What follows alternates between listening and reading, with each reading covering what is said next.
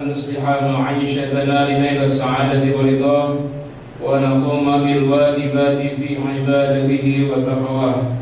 أشهد أن لا إله إلا الله وحده لا شريك له وأشهد أن محمدا عبده ورسوله. أما بعد، فقد قال الله تعالى: أعوذ بالله من الشيطان الرجيم. للرجال نصيب مما ترك الوالدان والأقربون وللنساء نصيب مما ترك الوالدان والأقربون مما قل منه أو كثر نصيبا مفروضا. Sadaqallahul azim. Allahumma arhamna bil Qur'an. Bapak dan ibu hadirin hadirat jemaah salat zuhur yang saya muliakan, alhamdulillah kita bersyukur kepada Allah Subhanahu wa taala atas segala nikmat yang telah diberikan, nikmat berupa fisik maupun psikis, materi maupun immateri, semuanya tidak mungkin bisa kita menghitungnya. Allah berfirman, wa in ta'uddu ni'matallahi la tuhsuha. Kalau kamu menghitung nikmat Allah tak akan bisa. Katakanlah air lautan seperti tinta, untuk menghitung sampai habis tidak bisa menghitungnya, menulisnya. Qul law kana al-bahru midadan li kalimati rabbi lanafida al-bahru qabla an tanfada kalimatu rabbi walau ji'na bimithlihi madada. Katakanlah sekiranya selautan semua yang ada di bumi ini jadi tinta untuk menulis kalimah nikmat-nikmat Tuhanku, sampai kering selautan itu tak akan selesai. Bahkan walaupun ditambah satu lautan jadi dua lautan jadi tinta. Dalam surah Luqman ayat 27 bahkan 8 lautan. Allah berfirman, a'udzu billahi minasyaitonir rajim, walau annama fil ardi min syajaratin aqlamun wal bahru yamudduhu min ba'dihi sab'atu abhurin ma nafidat kalimatullah innallaha azizun hakim. Seandainya seluruh pohon-pohon yang ada di bawah bumi jadi pena, wal bahru yamudduhu, dan lautan jadi tinta untuk menulisnya, setelah itu ditambah 7 lautan lagi, maka tidak akan selesai menulis kalimat-kalimat Tuhan, kalimat Allah. Ya Allah Maha Perkasa lagi Maha Bijaksana. Salam dan salam semoga terlimpah dan tercurah buat junjungan tercinta Nabi Muhammad sallallahu alaihi wasallam yang telah mengajarkan kita untuk mensyukuri nikmat Allah, terutama nikmat harta yang telah diberikan. Kalau nikmat yang non-harta sudah tak mungkin lagi kita hitung. Banyak ya, otak yang cerdas, jantung yang berdetak, darah yang mengalir, itu semua tidak akan mungkin bisa dikonversi dengan materi apapun karena besarnya nikmat. Tak ada seorang pun yang mau jual otaknya atau jantungnya seharga 1,8 triliun misalnya, atau lebih dari itu, tidak akan ada, karena memang harganya sangat mahal, tak bisa dikonversi ke materi. Mas kalian, ajaran Islam mengatur segala sesuatu termasuk dalam hal harta. Jadi harta itu akan dihisab mulai dari cara mendapatkannya, apakah halal atau tidak, apakah bersih dari riba, bersih dari yang tidak jelas, atau ada sesuatu yang menjadi masalah dalam harta yang tidak sehari. Setelah didapat lalu didistribusikan, dikelola untuk apa tuh harta, juga dihisab ya, bagaimana kewajiban terhadap harta. Kemudian setelah mati pun harta akan berpindah ke pemilikan. Berpindahnya kepemilikan itu juga akan dihisab ya. Mana tulisan tadi? Ini habis baterainya. Baik mas kalian, dalam hal ini terkait kepemilikan ini, berpindahnya kepemilikan atas orang yang mati, ada itu orang hidup, itu ada aturan. Dan ini yang disebut dengan ilmu faraid, ilmu pembagian waris yang diatur langsung oleh Allah Subhanahu wa taala. Faraid itu jamak dari faridah, fardu, satu fardu, jamaknya faraid. Kalau 2 fardu, faridatain. Banyak fardu, faraid. Kenapa disebut faraid? Karena seluruh ketentuan yang ditetapkan dalam hal ini seluruhnya fardu, tidak ada yang sunnah. Ya, ayat-ayat yang berbicara faraid agak banyak, tetapi yang fokus langsung kepada pembagian Allah ya seluruhnya berkumpul di surat An-Nisa, surat ibu-ibu yang mulai dari ayat 11, 12, 13, 14 dan 176. Ada misal satu ya. Surat An-Nisa ayat 11 terkait pembagian waris sesuai dengan hubungan nasab, hubungan darah keturunan. Ayat 12 terkait dengan pembagian waris menurut hubungan perkawinan. Itu diatur. Kemudian ayat 176 pembagian waris jika tak ada ayah, tak ada anak, tak ada jalur ke atas, tak ada bawah, itu diatur detail oleh Allah SWT. Nah, pengajian Faraid ini kalau kita hadir rutin, ya ini mungkin dengan durasi sejam setengah sekali pertemuan, butuh 16 kali pertemuan. Ya itu untuk mendalami ilmunya. Tapi kalau sekedar untuk mengenal saja, ini pendahuluan ini cukup lah. Ya, apalagi seluruhnya dokter semua ya saya. Kalau lihat mata saya ini dulu, coba saya cerita ini.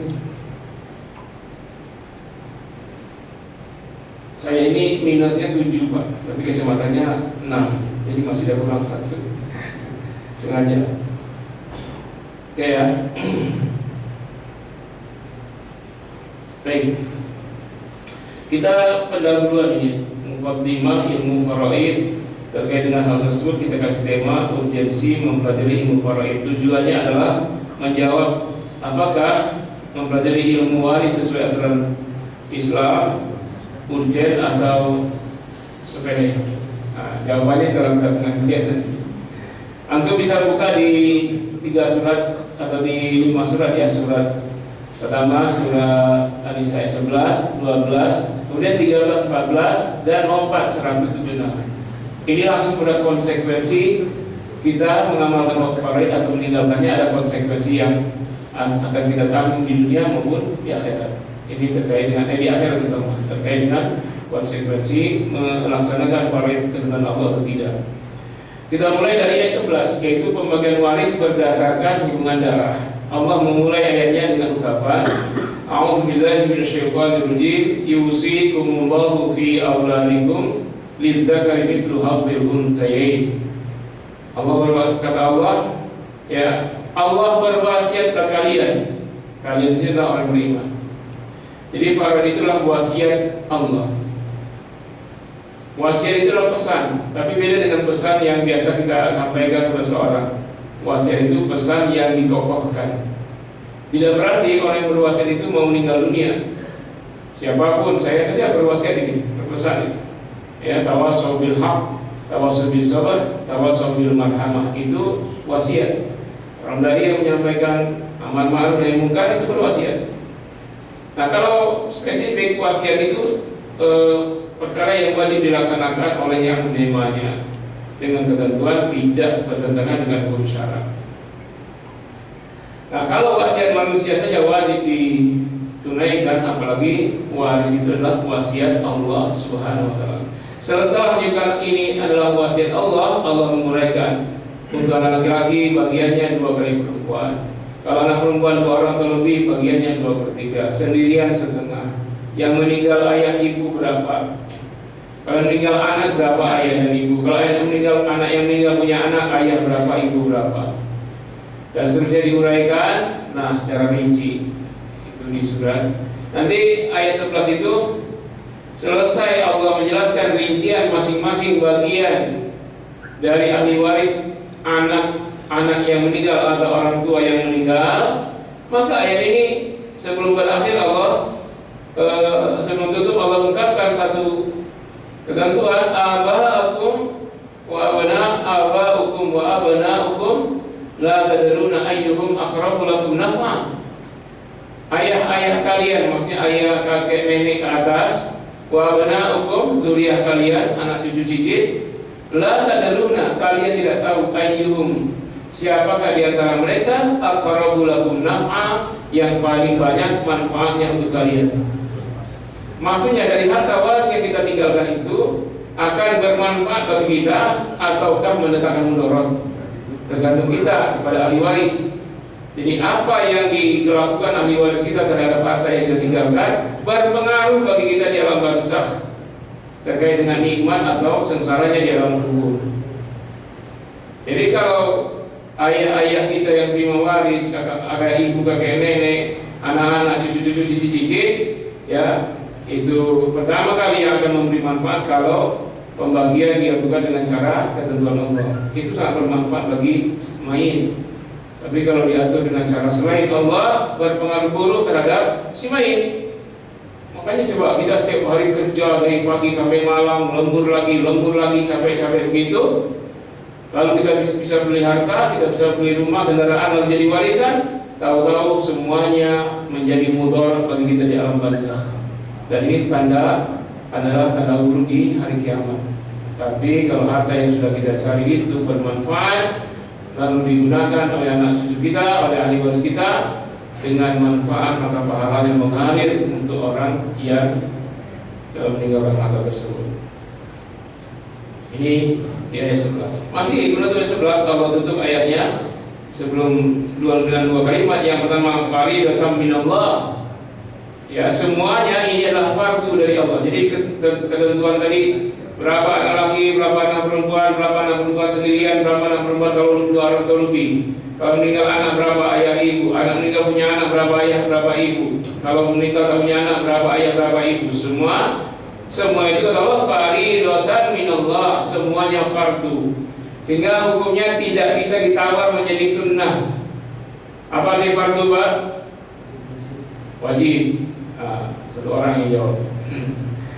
Kesamaannya adalah sesuatu yang wajib dikerjakan jika tidak berdosa. Apa bedanya fardu dengan wajib? Tadi kan persamaan ya. Apa bedanya fardu dengan wajib? Yang bisa jawab dapat hadiah umroh. Kuis ini. Biar nggak ngantuk dikasih kuis. Apa bedanya fardu dengan wajib? Yang bisa jawab dapat hadiah umroh. Tidak mampu. Ada yang bisa jawab. Kalau wajib itu hukum syarak yang harus kerjakan. Kalau tidak berpahala tidak berdosa. Tetapi dalam hal wajib ada celah istimbat, ijtihad para ulama. Itu bedanya. Ya, mereka melihat dari indikator. Misalnya perintah Allah, nah indikator wajib. Kita sholat wajib, kalimatnya apa? Perintah, bukan as-sholatu wajibah. Kalau sholatul fardhu bukan fardhu, sholatul fardhu bukan. Tapi perintah aqimus sholat, dirikanlah sholat. Kalimat wajibnya tidak ada. Tapi para ulama beristinbat dari sini, beristihad, menyimpulkan hukum. Oh ini perintah. Maka muncul kaidah al-aslu fil amri bil wujub illa ma dalat dalil ala khilafi. Prinsip dari perintah Allah menunjukkan wajib, ya, kecuali ada dalil lain yang menghalangi kewajiban. Ini kaidahnya muncul dari indikator fil amr, perintah. Nah, kalau fardu itu kewajiban langsung dari Allah, la majalal ijtihad fi, tak ada celah ijtihad para ulama mazhab, ulama ijtihad. Mujtahid tidak ada hak untuk beristimbat di situ. Karena kewajiban langsung dari Allah, tak ada tawar menawar. Kalau begitu ini hukum yang fardu itu adalah pemaksaan langsung dari Allah. Sebagai hamba tak mungkin bisa membatahnya. Artinya pembagian waris aturan Allah ini adalah sesuatu yang harus tidak bisa ditawar dengan cara pembagian lain. Karena fardu dari Allah. Ayat 11 Allah tutup dengan ungkapan innallaha kana aliman hakima. Maksudnya Allah Maha mengetahui lagi Maha bijaksana. Aliman hakiman itu dua dari 99 Asmaul Husna.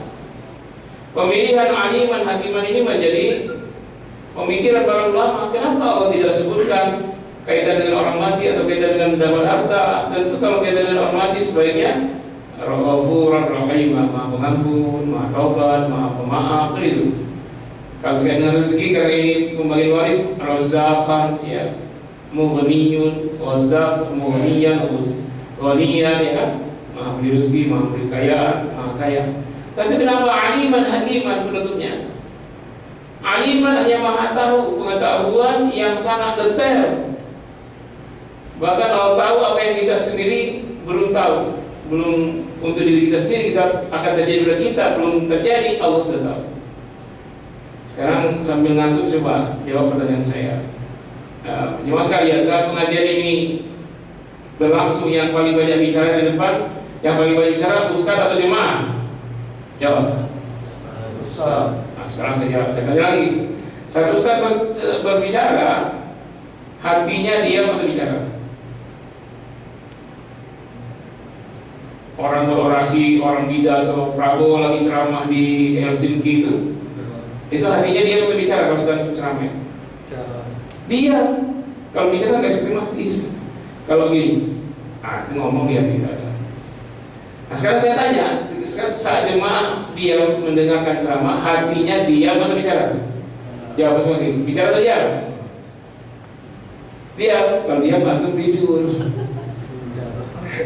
Kalau nggak tidur bicara. Nah apa yang antum bicarakan di hati itu Allah Maha tahu. Bahkan yang 1 menit lalu antum bicara sudah lupa, sekarang sudah tercatat. Wa ma yalfidhu min qaulin illa ladaihi raqibun atid. Tak ada satupun kata kecuali sudah dicatat oleh Raqib dan Atid. Ya. Allah Maha tahu siapa yang menghendaki bagian waris saudaranya. Allah tahu. Dan begitu ada perhitungan di sisi Allah. Ya, niat buruknya atau niat baiknya, itu ada perhitungan Allah. Hakiman, maha bijaksana. Penampilan hakiman, aliman itu asmaul yang sungguh luar biasa untuk mengingatkan bahwa Allah yang Maha tahu soal pemindahan hak harta dari orang meninggal kepada ahli warisnya. Cara Allah Maha tahu. Kata orang mungkin kita lebih baik kita hasil rapat saja ya, kita bagi sesuai dengan keputusan musyawarah mufakat. Kata kita ini bijaksana, tidak. Yang paling bijaksana Allah Hakim. Kalau Allah tidak bijaksana, pun siapa? Nah kemudian di ayat berikutnya, ayat 12, pembagian waris berdasarkan hubungan perkawinan. Allah jelaskan, untuk kamu dapat sekian kalau istrimu meninggal. Istrimu meninggal, bagian kamu jadi sekian. Kalau kamu meninggal, istrimu sekian. Kalau kamu meninggal punya anak, sekian istrimu. Kalau kamu meninggal punya anak, istrimu sekian. Kalau anak seorang bawaan anak dari istri, anak dari suami, ya apakah saling mewarisi? Bagaimana cara mewarisi kalau dia sendirian? Kalau dia berdua atau lebih berapa? Dijelaskan detailnya oleh Allah pembagian waris berdasarkan hubungan pernikahan. Ayat itu pun ditutup dengan ungkapan wasiyatan minallah. Ini wasiat Allah. Lihat di ayat 11 diawali dengan kalimat wasiat Allah. Di akhir ayat 12 wasiat Allah lagi. Apa tidak penting coba Allah mengulang itu? Dalam ilmu balaghah namanya penekanan, taukid, pengkhususan. Kalau kalimat diulang baik secara lafaz maupun makna, ini penekanan. Benar-benar ini wasiat Allah. Jangan coba-coba kau langgar. Soal-soal gitu ya. Nah kemudian ditutup lagi dengan wallahu alimun halim. Allah Maha mengetahui lagi, Maha lembut. Kembali alimun disajikan, halim lembut. Kenapa? Karena akan berdampak baik kalau mengikut cara Allah. Lembut, tidak ada pertengkaran. Sekarang kita lihat orang bagi waris atau tidak bagi waris banyak pertengkaran, bahkan sampai tahap membunuh saudaranya. Bahkan ada anak yang membunuh ibunya karena ibunya nggak bagi-bagi waris sampai berpuluh tahun ketika ayahnya sudah meninggal. Nah lalu yang disalahkan dalam hal ini adalah si anak karena membunuh ibunya. Ya memang salah itu, tapi siapa yang menuju kesalahan? Si ibu yang lebih dahulu tidak membagi waris. Hati-hati Pak, ini pembagian Allah. Kalau antum meninggal dunia, anak antum ya itu sudah punya hak 1 detik, bukan 1 detik, 0,001 detik. Antum meninggal itu sudah terbagi menjadi milik anak yang istri.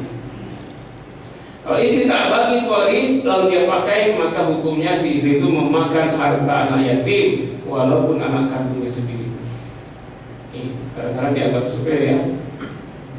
Nah kemudian di ayat 176 ini ada sebab nuzul. Ayat ini diawali dengan ungkapan yastaftuna ya Muhammad, mereka berbondong-bondong minta fatwa. Jadi kasus ini ada orang meninggal dunia, kaya raya bujangan, tak punya ayah, ibu, kakek nenek nggak ada, anak cucu cicit nggak ada, yang ada saudaranya dan paman-pamannya. Karena anak ini kaya, yang meninggal ini kaya, maka berebutlah saudaranya dan paman-pamannya. hampir terjadi perang saudara, paman dan ponakan. Mereka sedang menghunus senjata dan pedangnya. Lalu yang paling tuanya berkata, kenapa kita bertengkar sambil ingin membunuh sementara ada Rasulullah? Akhirnya dengan pedang yang masih di tangan, tombak yang masih dipegang, mereka datang berbondong-bondong ke rumah Rasulullah minta fatwa. Antum kalau di rumah orang datang sekampung bawa senjata, bawa golok, bawa panah, gimana Pak? Kaget ya. Nabi datang ke Nabi, ada ya Rasulullah, kami minta fatwa terkait masalah kami, ceritakan. Lalu turun ayat ini. Jadi Nabi tidak diberi Allah kesempatan berfatwa. Tidak ada Nabi, Allah yang fatwa langsung. Nah, sekarang buat dia bukan Nabi, dia berfatwa soal waris. Karena dia orang awam, tak tahu ilmu agama sama sekali. Sebaiknya kita bagi berdasarkan musyawarah mufakat. Ada siapa? Nabi saja tidak diberi fatwa. Turun ayat ya satu, ya Muhammad, mereka berbondong-bondong minta fatwa kepada engkau. Qul Allahu yuftikum, katakan ya Muhammad, Allahu yuftikum, Allah yang berfatwa, bukan saya. Allah yang berfatwa. Jadi Nabi tidak dikasih kesempatan. Sekarang bukan Nabi, bersiapa dia berfatwa. Terus diuraikan bagi saudara sekian, kalau nggak punya anak, nggak punya ayah, nggak punya kakek nenek, nggak punya saudara sekian. Kalau saudara perempuan semua berapa, perempuan satu orang berapa, dua orang lebih berapa. Kalau ada laki-laki semua berapa, kalau ada laki dan perempuan berapa. Nanti ayat itu sebelum diakhiri Allah jelaskan lagi setelah uraian tadi ya soal bagi-bagi saudara dan itu saudara-saudara laki perempuan. Maka Allah katakan yubayyinullahu lakum an tadillu. Allah jelaskan semua ini agar kalian tidak sesat. Dalam usul fiqh itu ada istilah mafhum mukhalafah, pemahaman sebaliknya. Kalau cara ini adalah cara Allah yang tidak sesat, berarti kalau cara lain sesat. Nah, itu namanya mafhum mukhalafah, pemahaman sebaliknya. Nah, ayat ini kemudian Allah tutup dengan kalimat wallahu bikulli syai'in alim, dan Allah atas sesuatu maha mengetahui. Bayangkan tiga-tiganya ayat faraid ada aliman, alimun, alimun, 3 kali diulang. Begitu pentingnya, begitu urgennya sampai 3 kali diulang. Kenapa? Karena manusia banyak yang sok tahu padahal Allah maha tahu. Ini sudah dari ayat 11, ayat 12 dan 106 di surat An-Nisa semuanya. Nah, antum perlu ketahui ayat 13 itu dan 14. Tilka hududullah. Nah, saya ambil yang terakhir ini. Tilka itu semua. Jadi dijelaskan ayat 11 detailnya 1 2 3 4 5 6 itu globalnya, nanti detailnya ada pecahannya setiap 1 2 3. Kemudian yang ayat 12 1 2 3 4 5 6 ada pecahan lagi. Semua itu kata Allah tilka itu semua. Hududullah, hukum Allah. Ini semua pembagian yang sudah Allah rincikan detail ini, hukum Allah. Kalian taat, wa may yuti'illaha wa rasulah. Barang siapa yang taat kepada Rasulnya, yudkhilhu jannatin tajri min tahtiha al-anhar. Allah masukkan dia ke dalam surga-surga yang mengalir dari bawahnya sungai-sungai. Jadi taati aturan Tuhan. Insya Allah surga ganjarannya. Apa ini tidak kemenangan besar? Wa dzalikal fawzul 'azim, itulah kemenangan yang besar. Di dunia dapat harta waris, rezeki nomplok, nggak usaha dapat harta. Di akhirat dapat surga. Siapa tak mau coba? Nggak ngapa-ngapain, dapat harta waris, rezeki nomplok di dunia. Di akhirat dapat surga. Masa nggak mau sih? Sebaliknya, kalau tak mau laksanakan ayat 14-nya. Wa may ya'sillah, bersama yang maksiat durhaka kepada Allah, wa rasulah, dan durhaka kepada Rasulnya, wa yata'adda hududah, dan dia melanggar hukum-hukumnya, hukum waris, yudkhilhu naran, Allah masukkan dia ke dalam neraka jahanam, khalidan fiha, kekal di dalamnya, walahu adzabun 'azim, walahum adzabun muhin, baginya azab yang teramat hina. Di dunia hina kalau membagi waris tidak cara Allah. Di akhirat azabnya lebih hina. Maka kemudian jadi azab, dibakar, digosok, diseret-seret, ya. Ini konsekuensinya ya. Jadi sebenarnya orang dulu itu Tapi berani-beraninya orang bagi waris tidak aturan Allah. Entah apa pertimbangannya. Kemudian Anda lihat poin ke-13. Semua lafaz pada poin-poin yang kita ambil dari ayat tadi selalu adalah lafaz Allah. Ya, mayoritas adalah lafaz Allah.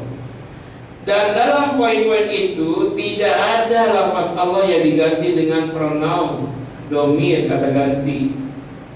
Nah, kata ganti itu kalau disebut namanya, misalnya namanya Sukarjo, kata gantinya apa? Dia, she, he, him. Nah itu, her, itu kata ganti. Kalau nama, nama. Sebut nama, berikutnya kata ganti. Itu yang normal.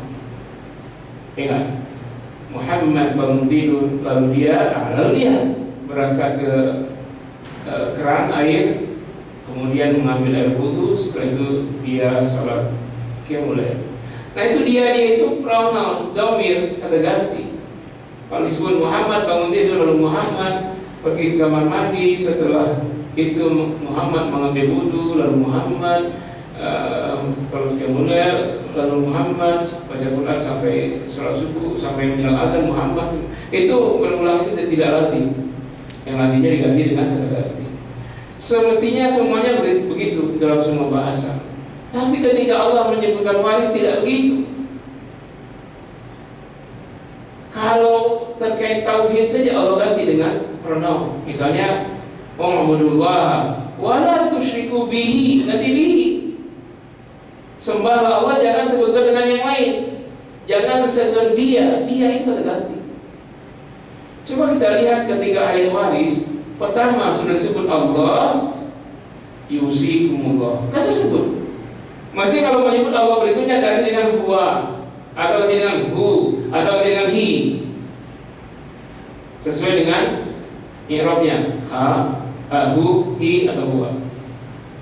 Kita lihat. Setelah disebut di awal ayat yusikumullah, Allah telah berwasiat. Nah ini poin kedua, gak ada lafaz Allah. Poin ketiga, coba lihat apa bahasanya. Faridatan minallah, semestinya faridatan minhu. Artinya kata ganti. Kenapa ini nggak ganti? Katanya Allah masih Allah, jangan ganti lafaz Allah. Lafzul jalalah tidak diganti. Coba lihat penutup ayat. Innallaha, mesti apa? Innahu kana tawwaba. Di surah Nasr innahu kana tawwaba, bukan innallaha kana tawwaba, tapi innahu. Di ayat waris innallaha kana aliman hakima. Kenapa nggak diganti dengan innahu? Wasiyatan minallah. Jangan sebut Allah dari awal. Ini ujung ayat 12, wasiyatan minallah. Mestinya wasiyatan minhu. Kita lihat, wallahu alim. Ini penutup ayat 12, mestinya wallahu alimun halim. Tapi wallah lagi enggak diganti. Ada apa? Kul, bukan huwa tapi Allah. Bukan kul huwa yuftikum. Allah langsung kalimatnya, bukan huwa. Yubayyinullah. Penutup ayat bukan huwa, bukan huwa bikulli syai'in alim. Wallahu. Kenapa ini ya? Nah, coba. Itu luar biasa nih Mas kalian. Nah, tilka hududullah. Sudah disebutkan di ayat 11 ada lafaz Allah, 12 banyak lafaz Allah. Kok di ayat 13 bukan tilka hududuhu, tapi tilka hududullah. Coba. Tilka hududullah wa may yuti'illah. Ini bukan wa may yuti'ahi. Nah, enggak diganti hu dan tidak diganti. Sebenarnya tilka hududuhu wa may yuti'ahi, tapi enggak disebut, tidak diganti dengan pronoun. Kata ganti wa may ya'sillah. Mesti apa? Wa may ya'sihi. Nah, lafaz Allah tidak diganti. Ada masalah apa di sini? Enggak mungkin Al-Qur'an salah, tidak mungkin. Pastilah bahasa Arab kalau ada sesuatu merujuknya pada Al-Quran, Al-Quran sebagai pedomannya. Penjelasannya mas sekalian. Kalau antum mendengar tadi ya aliman, hakiman, ar-Rahman, ar-Rahim, Allahu alladzi la ilaha illa huwa, war-Rahmanur Rahim, al-Malikul Qudusus Salamul Mu'minul Muhaiminul Azizul Jabbarul Mutakabbir. Itu apa namanya apa? Asmaul Husna. Kalau kita berdoa sesuaikan dengan doa kita. Kita minta dikasih dengan Allah, ya Arhamar Rahimin, irhamna. Nah, kan? Kalau kita ingin rezeki ya Razzaq, warzuqni, Kalau kita minta diampuni, ya Ghaffar faghfirli, ya Ghafur faghfirli. Artinya sesuai dengan Asmaul Husna-nya. Tapi Allah bukan Asmaul Husna. Allah Lafzul Jalalah itu namanya Ismullahil Azam, nama Allah yang paling agung. Kalau disebut Allah maka include 99 Asmaul Husna di dalamnya. Menyebut Allah berarti menyebutkan seluruhnya 99 Asmaul Husna. Tapi kalau lafaz Allah sudah diganti dengan pronoun, ganti dengan kata ganti huwa, ganti hi, ganti hu, hilang bobotnya. Nah, untuk supaya tidak menghilangkan bobotnya pada ayat faraid, semua lafaz Allah tidak diganti dengan dhamir. Berarti sesuatu yang sangat berbobot, sangat urgent. Jadi Allah tegaskan ini perkara sangat urgent. Sampai-sampai ketika ayat tauhid saja lafaz Allah diganti dengan kata ganti, sementara pada ayat-ayat faraid lafaz Allah tidak pernah diganti dengan dhamir kata ganti. Menunjukkan apa? Bobot perkara ini sangat penting, ya, tapi banyak manusia melalaikan. Kemudian ke-14 ini sudah saya sebut di pengantar tadi, faraid, ilmu faraid jamak tadi faridah, faridah satu fardu, dua fardu, faridatain, jamak fardu, faraid.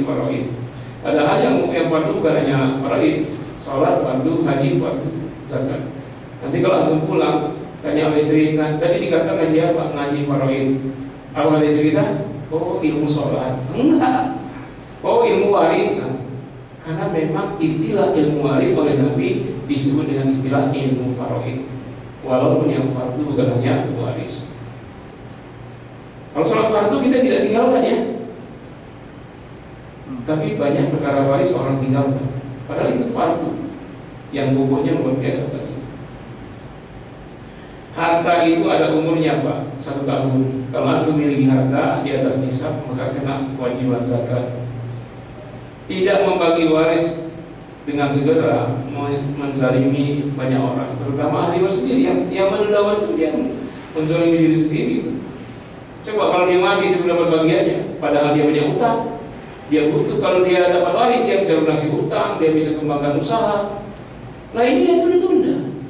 Yang kedua, kalau itu harta itu belum setahun tidak dimanfaatkan, dia kena penalti zakat.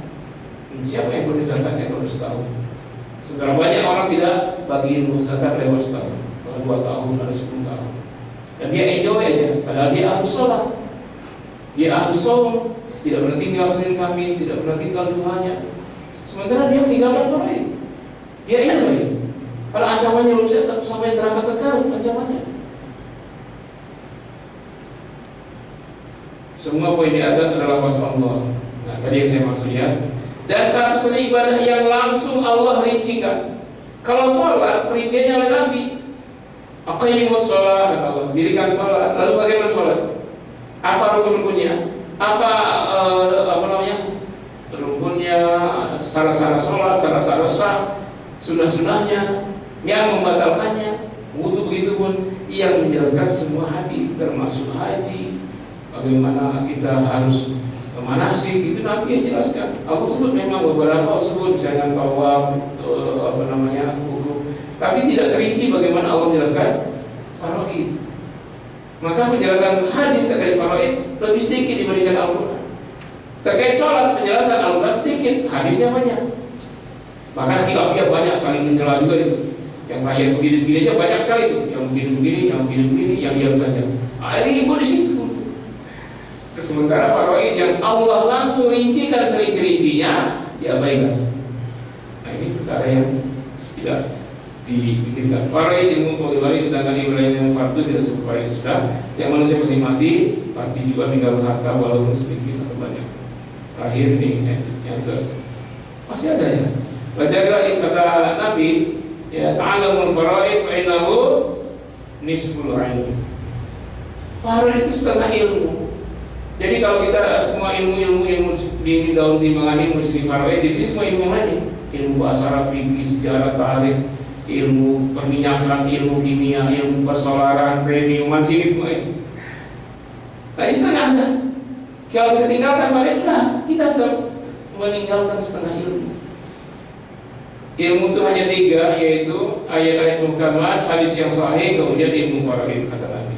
Nanti dalam satu sisi Nabi bagi 3, di sisi yang lain Nabi bagi 2. Kemudian Umar bin Khattab ketika jadi khalifah, beliau berwasiat kepada Abu Musa al-Asy'ari sebagai gubernur Syam. Dan ini surat kepada semua gubernur yang lain, selain di situ di Mesir juga, di Afrika Utara. Apa katanya? Di antara panjangnya surat khalifah, kepada gubernur diperintahkan wa ta'allamul faraid, seluruh penduduk Syam, gubernur, perintahkan semuanya termasuk penduduk Syam, pelajari oleh kalian ilmu faraid, fa innaha min dinikum, karena dia setengah agama kalian. Setengah agama ditinggalkan, meninggalkan faraid, meninggalkan setengah agama. Wallahu a'lam bishawab. Inilah mudah-mudahan dalam mempelajari ilmu faraid sangat urgent, sehingga ada sebuah anggapan semua sahabat ahli dalam al-faraid, walaupun tidak semua sahabat ahli dalam fikih atau dalam tafsir. Jadi kalau faraid semua ahli. Kalau kita mencontoh sahabat, semua kita mesti ahli dalam faraid, walaupun tidak ahli dalam yang lainnya. Nah, tapi pertanyaannya kadang-kadang pusat-pusat banyak ahli dalam faraid, tidak ahli dalam faraid. Ini perkara besar. Baik, barangkali ada waktu sampai jam 6 sore untuk menjawab. Antum saya sampai jam. Baik, Bapak Ibu sekalian, setelah kita menyimak kajian hari ini tentang urgensi ilmu faraid, kami persilakan kepada Bapak Ibu yang mau bertanya atau menambahkan.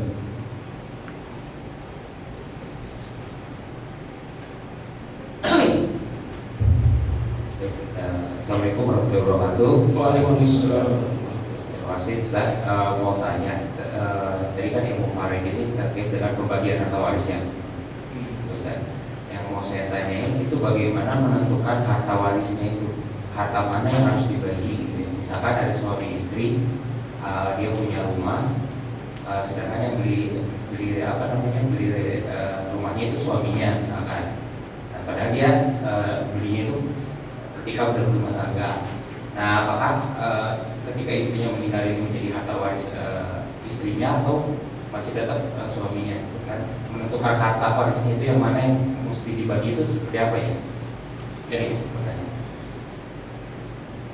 Sebelum saya jawab, itu dibagikan brosur seminar sehari faraid ya. Silakan hadir pada hari Sabtu 7 Desember 2024 di Masjid Asy-Syarif SD, tepatnya di Sekolah Al-Azhar Asy-Syarif SD. Itu gratis, silakan hadir hari. Tapi konfirmasi ke nomor yang ada di situ terkait dengan jumlah peserta itu mungkin siang. Mungkin kalau kuotanya penuh dia sudah tidak terima lagi. Panitianya mereka buat saya, jadi saya berbicara. Baik, untuk harta sesungguhnya rata-rata itu dipisah, harta suami, harta istri, harta istri. Kalau terkait yang sudah terjadi, kalau sekarang ada kita masih hidup semua pisahkan, ya pisahkan harta waris, harta pendapatan mana yang hasil istri punya istri, mana hasil istri punya suami. Kewajiban nafkah, kewajiban suami, sekalipun istri pun kerja dengan gaji lebih besar daripada suami. Misalnya istrinya atasan, gajinya 20 juta, suaminya bawahan, gajinya 4 juta. Siapa yang wajib ngasih nafkah? Suami. Istri punya penghasilan sebesar apapun tidak ada kewajiban nafkah. Jadi dia boleh pelit, bakhil. Nah, dari situ terpisahlah harta. Jadi kalau memang tadi pertanyaan suami yang bayar, suami yang beli, itu rumah suami. Ketika suami meninggal itu jadi warisan, maka diantaranya ahli warisnya istri dan anak-anak serta ayah ibu suami. Tapi kalau yang beli istri, maka ketika suami meninggal tak ada warisan, itu milik istri. Jadi yang menjadi warisan adalah harta yang meninggal saja. Ya, harta orang hidup jangan jadi warisan. Kadang-kadang orang tuanya masih hidup, dia bilang B bagi waris dong. B masih ayah, B ayah bagi waris dong. Nah, ayahnya masih ada. Kalau masih ada itu bukan waris hibah. Itu kayaknya antum tadi. Kalau memang sudah terjadi lalu tidak bisa dipisahkan, diprediksi berapa saham istri dalam rumah ini, berapa saham suami. Kalau misalnya suami 70%, istri 30%, karena waktu di rumah jual-jual kalung istri, maka yang jadi waris hanya 70%. Yang 30% tidak jadi waris. Nah, dari 70% istri masih mendapat 1/8. Kalau si suami punya anak, kalau dia punya anak 1/4. Nah, rincian itu diatur oleh Al-Quran. Nah, siapa sekarang yang rumah tangganya belum terpisah antara suami istri itu? Pisahkan. Kita jangan ini ya, terlalu kadang-kadang motivator bilang urusan harta istri semua, pokoknya kalau gaji serahkan semua pada istri. Nah, kita hanya tahu sudah digunakan ini clear. Dalam hal wajibnya memberi nafkah, kewajiban pertama kepada memang anak istri, tapi kewajiban nafkah kepada ayah ibu kandung kita dulu. Wa tunfiqu min khairin falil walidain, kata Allah. Apa yang kamu nafkahkan yang baik, maka untuk kedua orang tua kalian lebih dahulu. Jadi istri itu tidak semua hak penghasil kita menjadi istri yang pegang. Antum gaji 10 juta, maka kita sepakat kebutuhan pokok berapa untuk sebulan, mungkin 4 juta dihitung semua sudah, atau sekian, nanti tambahkan untuk pegangan istri. Jadi kita kasih 6 juta, 4 juta bisa untuk orang tua, ayah, ibu, walaupun tidak banyak, tapi kita kasih tiap bulan. Dan juga karib kerabat Allah, walil walidaini wal aqrabun, ayah, adik kakak kita. Ini kebanyakan orang kalau dia sudah menikah, dia lupa dengan adik kakak kandungnya yang dia sepenanggungan dalam suka duka sejak kecil bersamanya. Maka semakin lama semakin jauh. Mestinya pernikahan itu membuat kita dengan adik kakak kandung tetap berhubungan baik, bahkan lebih dekat lagi setelah menikah. Tapi yang terjadi sebaliknya, setelah menikah dia lupa adik kakak kandungnya, jadi kaya raya dia di kota, sementara adiknya di desa, di kampung, miskin, untuk berobat nggak ada, beli susu adanya nggak ada. Adiknya kaya, kakaknya kaya, tak peduli. Dan terbalik, kadang-kadang dia dermawan di mana-mana, dia santunin yatim, dia kasih ini. Adik kakak kandungnya tidak pernah dibelinya, bahkan ibu kandungnya tidak dibelinya. Takut sama istrinya. Nah, ini masalah ini. Mau ngasih ibu kandung takut sama istri. Nabi Ismail disuruh ceraikan istrinya yang begitu. Ceraikan istrinya. Ibu dengan ibu. Bu, ada ibu kan? Kalau suamimu ngasih ibu kandungnya, beruntunglah ibu-ibu punya suami soleh, anak soleh. Sudah di surga itu kalau dia berbakti pada ibu kandungnya. Jangan ibu jadikan mertua ibu mertua itu saingan, dan justru semakin sayang suami kita dengan ibu kandungnya, semakin surga sudah dekat. Tapi kalau suami ibu memilih ibu, membagai ibu, sementara anak kandungnya disisikan, itu calon ke neraka jahanam.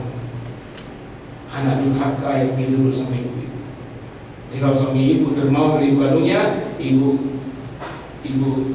bersama anak soleh, ya calon soleh. Saya nggak tahu di sini bagaimana dengan ibu kandungnya ya. Yang sama ya, kita ada masalah dengan ibu kandung sementara demi membela istri. Karena begitu yang terjadi. Sebisanya seorang suami sebagai pemimpin, dia bisa memilih istrinya untuk bersama-sama berbakti kepada kedua orang tua, baik orang tua maupun orang tua, jangan jadikan saingan. Ini dalam harus bisa, atau tidak bisa kata istri ya kata istri atau suami. Jadi jelas siapa yang ngasih nafkah, siapa yang menerima. Yang jelas terima kasih, jelas.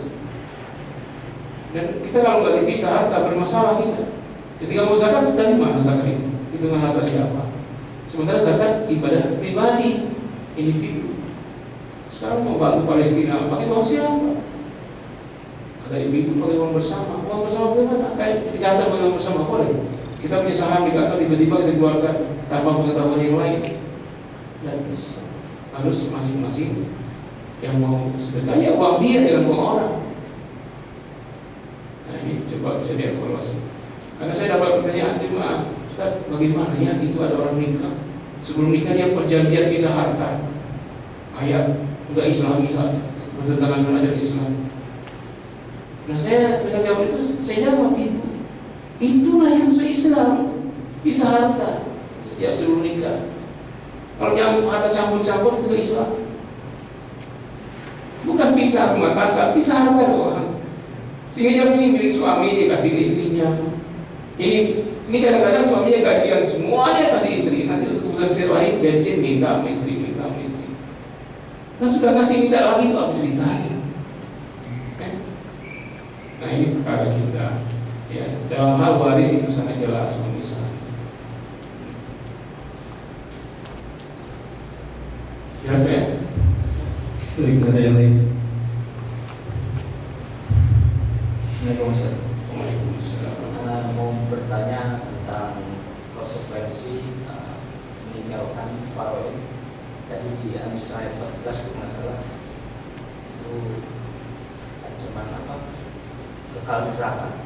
Nah itu kalau sifatnya sudah pasti atau berupa ancaman, adakah nas lain konsekuensi meninggalkan waris? Nas lain yang bersifat khusus seperti itu. Yes, yang di diskon gitu ya. Dispensasi. Jadi kalau Anda lihat kayaknya umum Ustaz ya. Pertama bukan begitu cara memahami. Ayat ini muhkam atau tasyabbih. Ya, seperti itu kira-kira. Ini pasti atau ancaman terkasih. Ada kaidah yang pertama, ini ayat muhkam bukan tasyabbih. Muhkam itu ayat-ayat yang langsung saya pahami tanpa harus cari mufasir mana. Walaupun dalam tafsir nanti ada khilaf ya. Saya tahu maksud tadi untuk meminta diskon ya, supaya kita bisa untuk tidak cari Islam ini perkara kita. Mestinya tanpa harus ada ancaman begini, karena Allah sudah atur kita sami'na wa ata'na. Karena Islam itu artinya penyerahan total kepada Allah. Aslamu Islam artinya berserah diri total, tidak hanya masalah ritual, seluruh aspek kehidupan serahkan semua kepada Allah. Masalah politik, ekonomi, budaya, hukum, tidak hanya ibadah. Apalagi ini terkait harta sensitif. Maka masa kita tidak menyerah kepada Allah yang Maha Memberi rezeki? Nah, kalau ada yang mencari cara lain lalu supaya tidak teracah dengan ayat ini, ada nggak dalil lain? Kalau tanya ke saya belum ketemu. Nanti mungkin tanya ke lain ketemu dari lainnya. Tapi dari ini jelas meninggalkan faraid, konsekuensinya jelas, ayatnya jelas. Ini ayat muhkam. Lalu bagaimana orang yang tidak tahu Ustaz melanggar ini? Masalah. Saya mau tanya sekarang, mana yang dosa-dosanya orang yang melanggar, orang yang tahu melanggar, dengan orang yang tidak tahu melanggar? Tahu. Ya jawab. Yang tahu melanggar atau tidak tahu? Lebih besar dosanya. Yang tahu melanggar, makanya menjadi sepi. Tak mau tahu orang.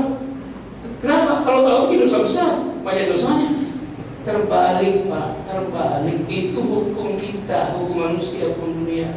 Yang tahu melanggar lebih berat konsekuensinya. Polisi melanggar lebih besar karena dia penegak hukum. Dalam Islam yang tidak tahu lebih besar, dahsyat. Karena Allah jelaskan banyak dalam Al-Quran, nggak sama konsekuensi orang yang tahu dengan yang tidak tahu. Yang tahu itu banyak dispensasinya, yang tahu itu banyak keringanannya. Jadi kalau mau banyak keringanan, banyak belajar, banyak keringanan. Pertama, belajar itu wajib. Saat kita belajar, turun ribuan malaikat, ini 70.000 malaikat. Hanya tinggal satu. Malaikat kedua 70.000 lagi bertengkar di pundak malaikat pertama. Malaikat ketiga di pundak malaikat kedua. Malaikat keempat begitu sampai langit dunia. Ngapain malaikat? Innal malaikata tadau ajnatiha ridha bil ilmi. Sayang kepada ilmu. Bukan dalam rangka belajar. Ini penuh malaikat semuanya. Sampai mana setinggi langit dunia bertengkar-tengkar terus. 70.000 sampai. Ngapain malaikat? Malaikat bersalawat kepada penuntut ilmu sambil mencintai, sambil sayang, mendoakan. Apa doa malaikat? 3 doa. Allahumma ighfir lahu, Allahumma arhamhu, Allahumma tub alaihi. Ya Allah, ampunilah dosa-dosa penuntut ilmu ini. Ya Allah, sayangilah penuntut ilmu ini. Ya Allah, terimalah taubat penuntut ilmu ini. Pertama, yang penuntut ilmu dapat dispensasi istighfar dari malaikat berkali-kali dari mulainya masih ilmu sampai selesai. Seluruh malaikat sampai langit dunia. Artinya kesalahan kita akan diampuni Allah berkat doa malaikat meminta ampun atas dosa kita. Itu yang untuk ilmu yang tahu. Yang kedua, yang tahu kalau dia melanggar, dia tahu melanggar. Lalu hatinya menyesal tanpa dia bertaubat dengan lisan. Kalau dosanya itu terkait hablum minallah, langsung Allah ampuni kalau Allah mengampuni. Kecuali dosa yang terkait dengan hablum minannas tidak bisa, dia harus minta maaf dulu, minta ridho dulu ke orang yang menyesal. Jadi kalau orang tahu, oh saya salah ini, nyesal hatinya, langsung diterima taubatnya, habis dosanya. Yang tidak tahu coba kapan dia nyesal. Bagaimana misal dia tidak tahu itu dosa, dia enjoy, dia senang-senang, tidak bagi dosa karena apa, dia senang-senang, dia makan tuh harta, dia beli harta, dia beli kendaraan, dia senang-senang aja dia, padahal dia tahu dosa besar. Yang ketiga, yang tahu dia melanggar, ternyata cara saya itu cara Allah, maka dia punya kesempatan untuk revisi perbaikan sebelum mati. Dia mati dalam keadaan setelah bertobat. Tapi dia tidak tahu, dia mati membawa dosa besarnya itu. Kalau mati membawa dosa besar, itu sisa neraka. Dibersihkan dulu dengan dibakar ke jahanam dosa besar itu. Nah, jangan lagi punya masa begitu. Dan dalam hadis riwayat Imam Ibnu Huzaimah dalam kitab sahihnya, bahwa orang yang tidak tahu melanggar dosanya lebih besar daripada orang yang tahu melanggar. Hadis sahih riwayat Imam Ibnu Huzaimah. Nah, makanya karena mazhab tadi yang tahu lebih besar dosanya, maka banyak orang tidak mau tahu pengajian di mana sepi. Karena takut kalau tahu banyak dosa. Anda belajar ini aja, kata Nabi, diampuni dosa karena istighfar malaikat pertama. Yang kedua, sebanyak daun-daun yang ada di hutan dan taman, semuanya sebenarnya itu dosa dia akan berguguran. Dan ikan-ikan hitam fil bahri, ikan-ikan di lautan, di dalam, di sungai, semuanya memohonkan ampun kepada penuntut ilmu. Antum itu jumlah ikan di laut berapa? Kalau antum beristighfar sejumlah ikan di laut sampai rontok semua gigi, bisa nggak istighfar itu menyamai jumlah ikan di laut, dari ikan plankton sampai ikan paus? Masih banyak ikan paus atau maksudnya istighfar antum? Antum istighfar dari sekarang sampai mati dah, itu berapa jumlahnya? Bandingkan dengan semua ikan di laut, masih banyak ikan di laut. Nah, ikan di laut itu memohonkan ampun bagi penuntut ilmu. Nah, masalah kita ini kadang-kadang tidak mau menuntut ilmu. Islam ini tegak atas ilmu. Nah, itu fardhu. Ya, tolongul ilmi fardhun ala kulli muslimin. Fardhu. Fardhu lagi, fardhu itu dari Allah. Kewajiban bukan istilah ulama. Kalimatnya bukan kata apa, bukan kutiba diwajibkan, tapi fardhu. Bukan wajib tapi fardhu. Ya. Nah, jelas ya. Nah, artinya kita harus antusias untuk ilmu. Jangan-jangan banyak dosa kita terampuni kita karena kita nuntut ilmu, yang kita tidak tahu berapa banyak malaikat yang hadir beristighfar untuk kita. Jumlah daun di hutan, jumlah ikan di lautan, itu keampunan bagi orang yang menuntut ilmu. Terima kasih. Barangkali ini sebagai pendahuluan faraid. Apakah pendahuluan ini sudah penutupan? Wallahu a'lam. Jadi ini pendahuluan sekarang penutupan. Wallahu a'lam. Kalau lanjutannya kita akan masuk bahasan tentang inti materinya. Sebaiknya saya sarankan antum hari libur tanggal 7 hadirlah seminar sehari ilmu faraid di Al-Azhar Asyarif BSD. Kan itu waktu libur. Terima kasih banyak, mohon maaf, dan saya kembalikan ke nggak ada moderator ya. Langsung kita tutup dengan doa kafaratul majelis. Subhanallahumma wa bihamdika, asyhadu an la ilaha illa anta, astaghfiruka wa atubu ilaik. Wassalamualaikum warahmatullahi wabarakatuh. Waalaikumsalam warahmatullahi wabarakatuh. Dan untuk file materi kajian ini bisa jemaah lihat juga di WA grup jemaah Al-Ikhlas. Dan terakhir mohon doanya mudah-mudahan kita semua dalam sehat walafiat dan mendapatkan ilmu yang bermanfaat. Untuk doa, kamu doa. Yang wilayah doa itu yang hafiz 30 juz, ini hafiz 30 juz, silakan. Tapi jangan lama. Doa dong, ya. Jangan lama, memuaskan.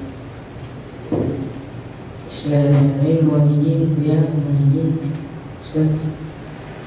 Ala hadhihi wa likulli niyatin salat wa hidratin Mustafa al-Fatihah. A'udzu billahi minasyaitonir rajim. Bismillahirrahmanirrahim. Alhamdulillahi rabbil alamin. Ar-Rahmanir Rahim. Maliki yaumiddin. Iyyaka